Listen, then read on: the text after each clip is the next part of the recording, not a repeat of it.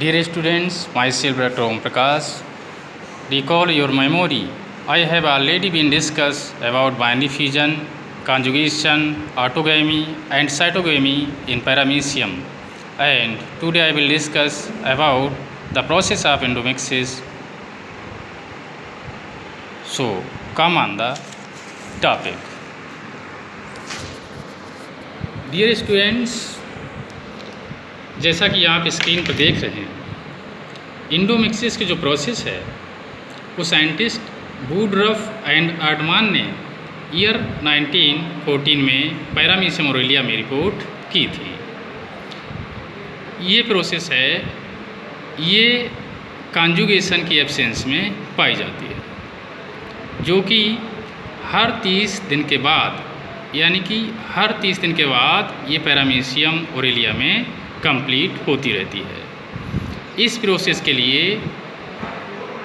Process में एक single animal, यानी कि एक सिंगल पैरामीशियम के अंदर ही न्यूक्लियर रीऑर्गेनाइजेशन होता है। तो आइए इस प्रोसेस के लिए भी देख लेते हैं। जैसा कि आप स्क्रीन पे देख रहे हैं, ये इंडोमिक्सिस की प्रोसेस है। तो इसके फर्स्ट स्टेप में देखिए, इस प्रोसेस में क्या होता है। फर्स्ट ऑफ ऑल, यानी सर्वप्रथम इसका माइक्रोन्यूक्लियस है।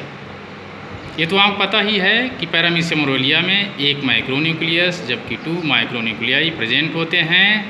इस प्रोसेस के फर्स्ट स्टेप में इसका माइक्रोन्यूक्लियस धीरे धीरे करके डिसइंटीग्रेट होना स्टार्ट हो जाता है।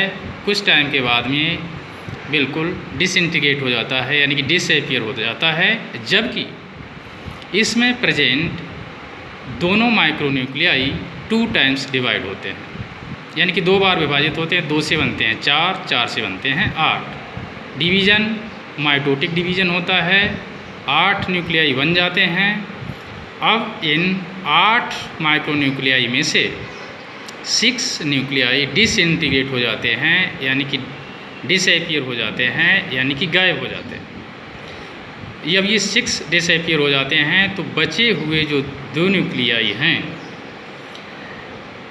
इसमें क्या होता है, इस प्रोसेस में आने के बाद ही एक बात और है, जब 6 न्यूक्लियाई डिसइंटीग्रेट हो जाते हैं, उसी टाइम पर पैरामीशियम की बॉडी भी 2 पार्ट्स में डिवाइड हो जाती है।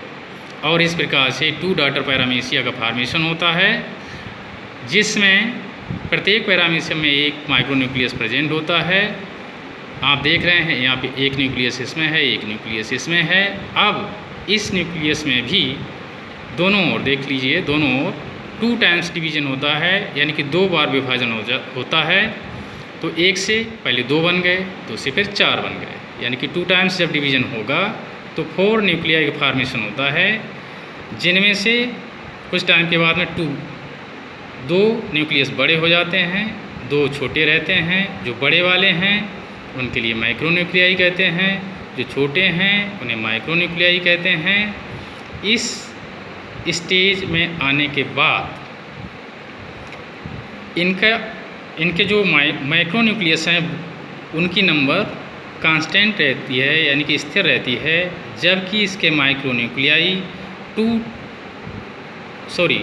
1 टाइम्स डिवाइड होते हैं, यानी कि एक विभाजन होता है, जो कि माइटोसिस डिवीज़न होता है, जिसके थ्रू 4 माइक्रोन्यूक्लियाई का फॉर्मेशन हो जाता है। और इसी टाइम पर, इसी स्टेज में इसकी बॉडी में साइटोकाइनेसिस की प्रोसेस के बाद इसकी बॉडी भी 2 इक्वल पार्ट्स में डिवाइड हो जाती है। और इस प्रकार से इस प्रोसेस के लास्ट में 4 डॉटर पैरामीशिया का फॉर्मेशन होता है। और प्रत्येक डॉटर पैरामीशियम में एक माइक्रोन्यूक्लियस जबकि 2 माइक्रोन्यूक्लियाई प्रेजेंट होते हैं। तो dear students, this was the process of endomixis in paramecium, basically found in paramecium aurelia. As I have already told you that this process was reported by scientists Woodruff and Erdmann in the year 1914. You should read and learn carefully because it is very important process for your coming exam. At last, dear students, thanks.